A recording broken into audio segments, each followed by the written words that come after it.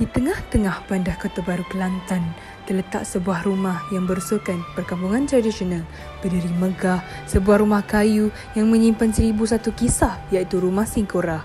Rumah ini bukan hanya sebuah struktur fizikal tetapi simbol identiti dan sejarah masyarakat setempat. Namun, di sebalik keindahan dan nilai estetiknya, Rumah Singkorah ini berdepan dengan cabaran bagaimana untuk mengekalkan keaslian warisan budaya dalam dunia pelancongan yang semakin komersial. Menurut Encik Muhammad bin Saleh, ini bukan satu cabaran tetapi satu peluang baginya untuk menarik pelancong datang ke Rumah Singkorah kerana seni binanya yang berbeza. Nama saya Muhammad bin Saleh, umur 49 tahun sekarang dan berkeluarga dan anak 7 orang. Ya, latar belakang saya seorang jurutera. Latar belakang sebagai seorang jurutera itu sangat membantu kita dalam proses mencari idea, pengalaman di tempat-tempat orang dan juga memulakan projek Singkorah. Orang biasa buat rumah banglo, rumah batu, rumah steres, kondominium, tetapi skala untuk membuat rumah tradisional ni sudah semakin dilupai.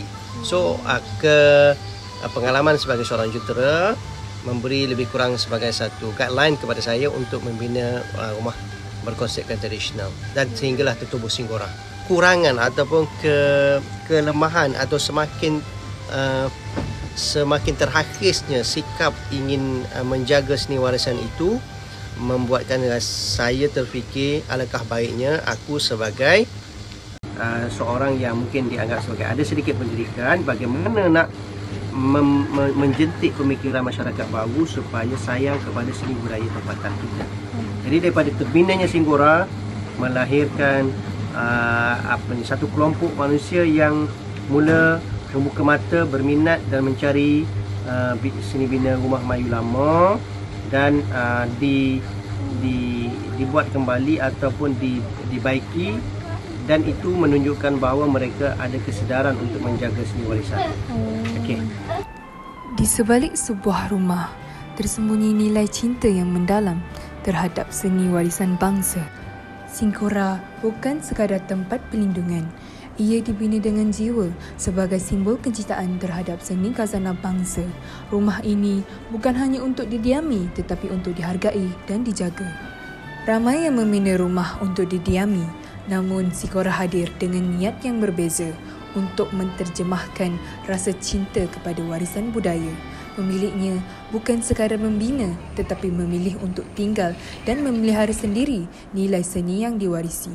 Di sinilah warisan terus hidup dalam setiap dinding, setiap ukiran dan setiap jiwa yang menghargainya. Cabaran maksudnya mereka tidak pernah merasa makanan tradisional Kelantan.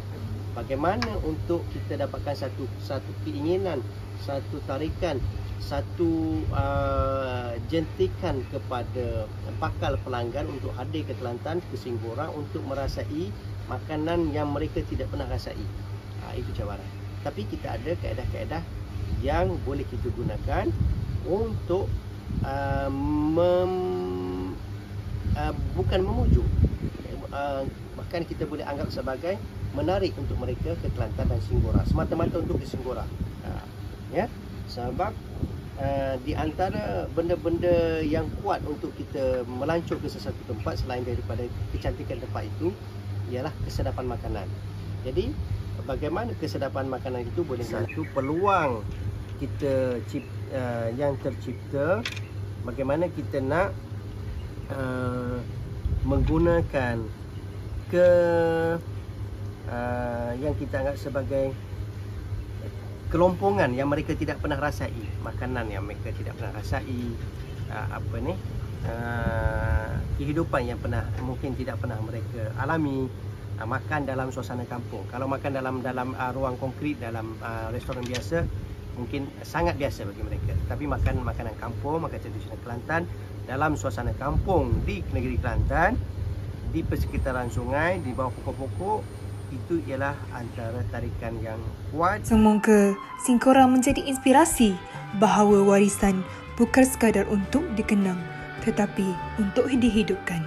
Harapan kami agar lebih ramai anak bangsa menyedari bahawa seni dan budaya tidak harus ditinggalkan tetapi dibawa ke hadapan sebagai tunjang jati diri.